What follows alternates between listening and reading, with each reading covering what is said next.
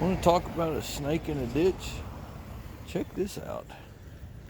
This is kind of nutty.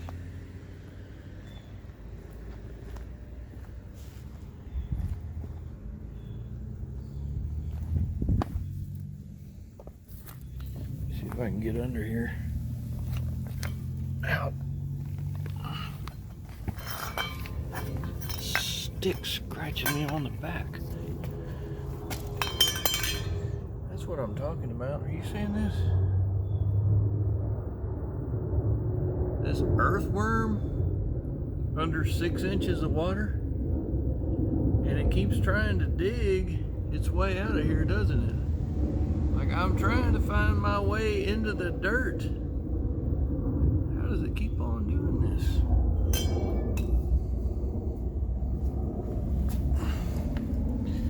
You think it'll mind if I put it in the dirt? Kind of cold, man. That water's cold. This earthworm needs to find a different home. Let me see if I can get out of here without getting all wet myself.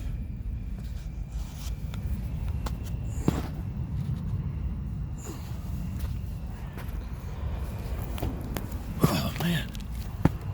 Woo! So where do you think this earthworm ought to wind up?